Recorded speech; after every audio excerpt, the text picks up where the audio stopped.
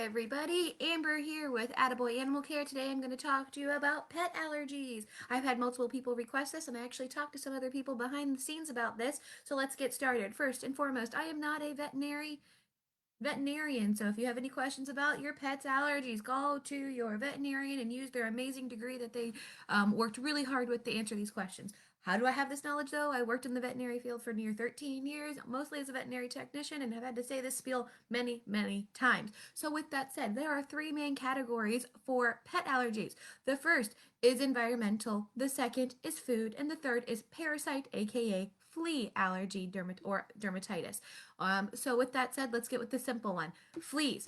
Pets can have allergies to fleas. If your pet is indoors only, they can still get a flea allergy. Fleas can come in through the door, on your clothes, on your shoes, through that open door or window during this fall time that we're getting this cooler weather, or if they even just go outside to pee and poop. One bite of a flea can cause an allergic reaction or allergies or itchiness or uncomfortableness, amongst other things. How do you know if your pet has fleas? Well, sometimes you never see them. Now, even if they have a flea prevention on, they can still get bit by a flea first to then, for that, sometimes that medication to work. And that bite, the spit or the saliva of the flea is what causes the flea allergy.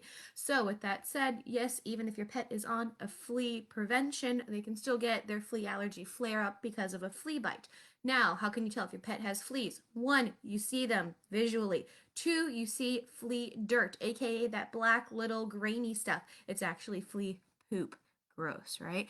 Now, where can you mostly see these things? Under the armpits of the pets, under the ear area, behind this area, and on the base of the tail where it starts to go into the back area. Those are perfect little spots for fleas, and they love them, love them, because usually the hair is thicker and it's a little bit more darker in those areas to hide. Now, if you're washing your dog and you see kind of like a brownish, reddish hue coming off of them, can that be dirt? Yes, but it can also be flea dirt, which is again poop, and when it touches water it turns a little red because that's actually mostly blood, and when you're rehydrating that feces of that flea, the blood is showing. Now again, you're rehydrating that blood. So flea allergy dermatitis is number one. The second one is environmental. Just like us humans, pets can have allergies to molds, pollens, grasses, certain trees, etc. How do you determine which your pet has?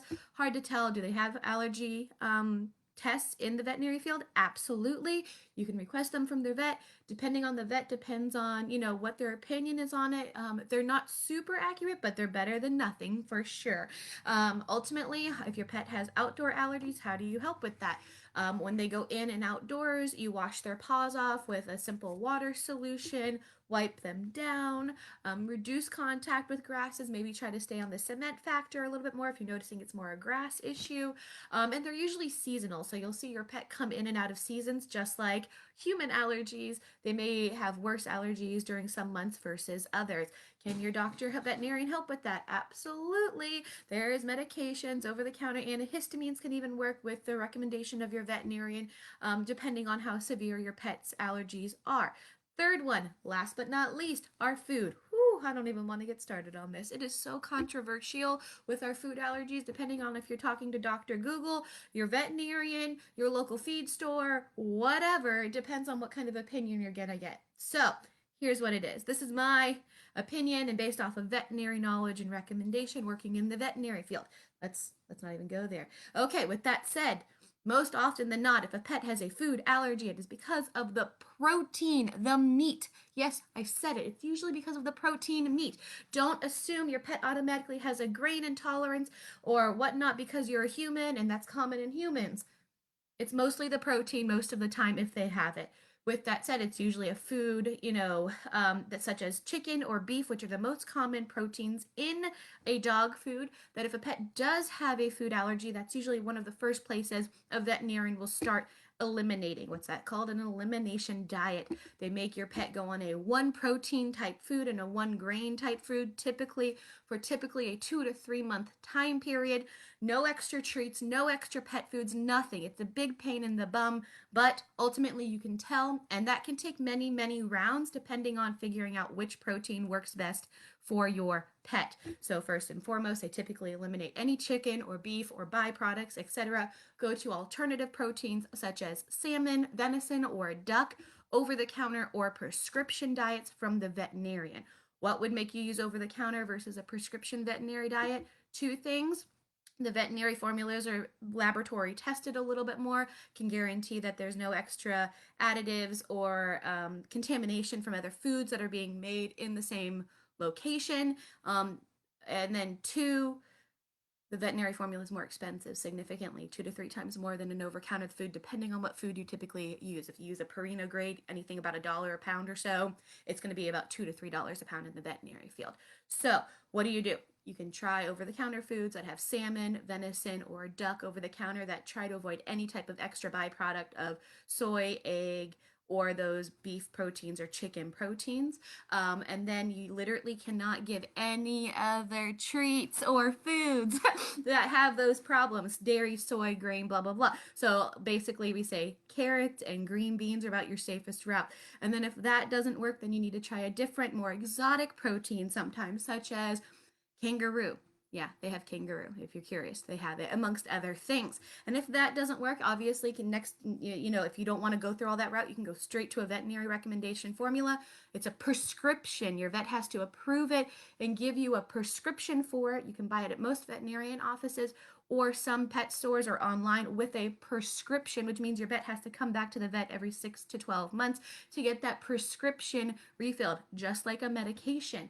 And now they also have specific formulas that have duck and pea, for example, or they have something called hydrolyzed protein formulas. Hydrolyzed proteins are what we typically know: protein, beef, meat, etc., chicken, but they're hydrolyzed, which means they've gone through a process to kind of eliminate what the body typically reacts to allergen wise, and so the body can process it easier, so there's no allergic reaction to it. Those are not as fun. The pets take a while to get used to them because they are a more bland based diet, but you know what? They work if your pet has that extreme allergies. Now, also veterinarian recommended, veterinary approved, you see that word? I keep saying veterinarian. This is a veterinary process. Then next step, do some pets do have grain allergies? Yes. Is it as common? No. And then again, controversial topic. If we're going to talk about grain-free diets, also look up at the AVMA, the American Veterinary Medical Association, and how that's potentially related to certain heart diseases such as cardiomyopathy. So let's not get started on that, because depending on who you talk to depends on if they agree with it or not, and depending on what kind of foods they're selling depends on if they agree with it or not. I'm a neutral party here. Have I seen pets get potentially grain-related cardiomyopathy? Yes. Have I seen pets do grain-free for years and do just fine? Yes. Have I seen pets go grain-free and it does nothing, and then they switch their protein and it works? Yes. So those are my statements. 3 types of allergies. We have our environmental, our flea, and our food-based allergies.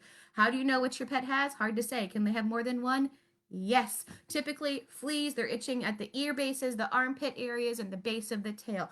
Food-based allergies, they may have vomiting, diarrhea, butt-like inflammation area, tummy inflammation area, their mouth inflammation area, getting chronic ear infections.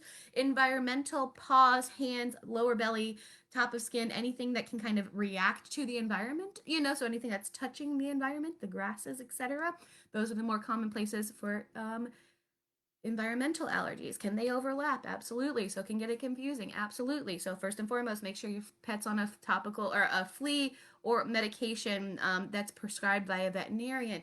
2, if you think it's food allergies, consult your veterinarian. Let's talk about allergy testing. Let's talk about prescription allergy medications. Let's talk about veterinary over-the-counter allergy medications as well, because those sometimes do work. So, have any questions? Contact your veterinarian, of course. But my goal is for you to have this base knowledge, so when you go into your veterinarian's office, it's not the first time that you've heard this information, so it's a little bit easier to process.